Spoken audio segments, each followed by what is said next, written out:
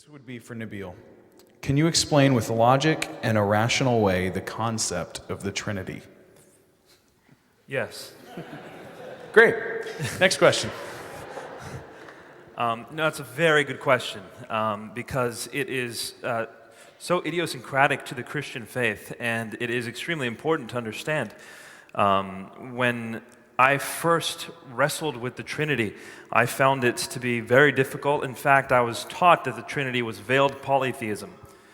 Being raised in a Muslim home, especially with verses from the Quran like Surah Al-Ma'idah, verse 73, it made it pretty clear to me that the Trinity is a belief in three gods, not one. And when I asked the average Christian to explain what the Trinity was, I usually didn't get anything more than a blank stare. And they would say, well, it's 3 in 1. And I'd say, well, what does that mean? You know, it's 3 in 1. It's like, well, that's a shampoo, not God. Tell me, what do you mean 3 in 1? And generally speaking, I wouldn't get a response. I'm going to cut to it so that we can have more questions. It's important to be able to articulate the doctrine of the Trinity if you believe in it. If you believe in it, be able to articulate it. Otherwise, you don't really know what you believe in, and you don't actually believe it. You want to believe it, but you don't know what it is.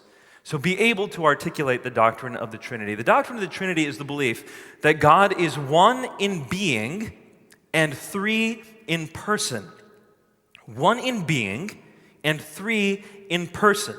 So right off the bat, it's not a contradiction. Because if I were to say it's 1 in being and 3 in being, that is a contradiction. It's 1 in being and 3 in person. So what's the difference between a being and a person? A being is that quality or that essence or that substance, whatever you want to call it. A being is that which makes you what you are. And a person is that quality or that essence that makes you whom you are. So a being is that which makes you what you are. A person is that which makes you whom you are. Now, what kind of a being am I? Thanks for the vote of confidence. I appreciate that. Human being. I'm a human being, just so you know. Now, who am I? I am Nabeel Qureshi. So what I am is a human being. That's my being. Who I am is Nabeel. That's my person. The two are not the same thing. All of us in here share essentially the same type of being that we are. We are human beings, but none of you share essentially the same kind of person that I am. We're all different persons. So the characteristic of a being is very different from that of a person. I am one being with one person. God is one being with 3 persons, Father, Son, and Spirit. Is there anything like that on this earth? No. But does that mean God cannot be one being in 3 persons? Absolutely. It means he can be that if that's what he is. There's no way we can know these deeper things about God apart from revelation. I do think that there is enough evidence in this world for us to conclude that God exists. I think it is the most rational conclusion. It's the most. It covers the most data. It makes the most sense. It fulfills, I think, the criterion of Occam's razor. I think it works. But how much can we know about God after that point? I think revelation is necessary to know the deeper things about God, and this is one of them, that God is 3 in 1. Tied in with this concept then of Trinity is also the idea of the persons of God. What does it mean for Jesus to be the Son of God? What does it mean for God the Father to be the Father?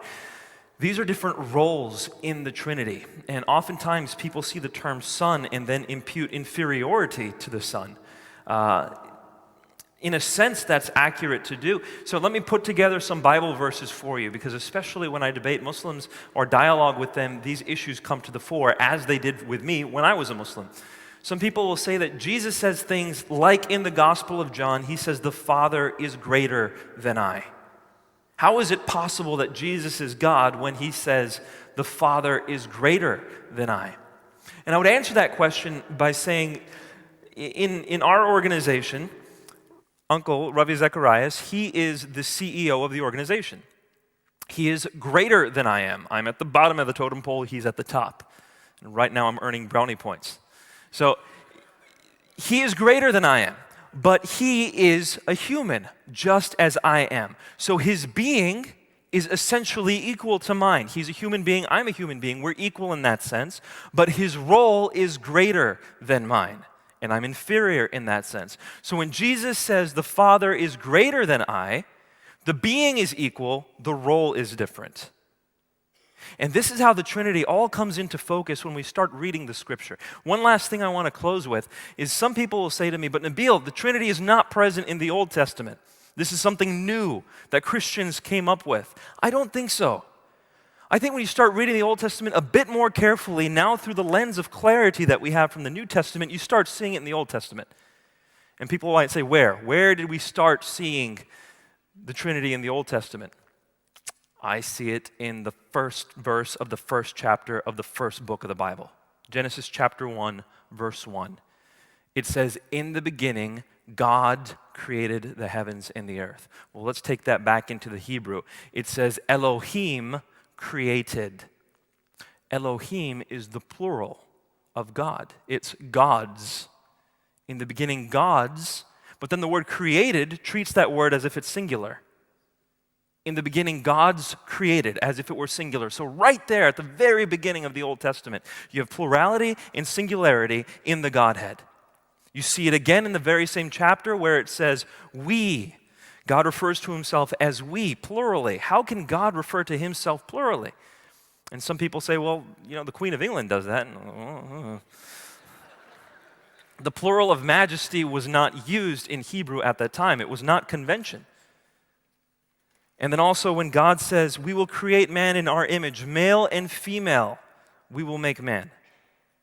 Male and female, in his image, and then it goes to plurality once again. Multiple times plurality in the Godhead. I'll end by saying this. In the Shema, this is the statement that Jews would often recite twice a day. Shema Yisrael, Adonai Eloheinu, Adonai Echad. Hear, O Israel, the Lord our God, the Lord is one. Okay, very profound proclamation. The Lord our God, the Lord is one. In a world of polytheism, it's very profound. But that word one, echad, is not used to describe a singularity. It's used to describe something like a cluster of grapes. You would refer to the entire cluster as one cluster. That's what the word echad is. So even in the Shema, we have shades of the Trinity. It's just clarified through the person of Jesus, and it explains so much of what happens in the gospel. And I think, there's a lot more we could discuss here, but I think it's one of the most beautiful teachings about the depth of God's character and how he is unlike anything in this universe.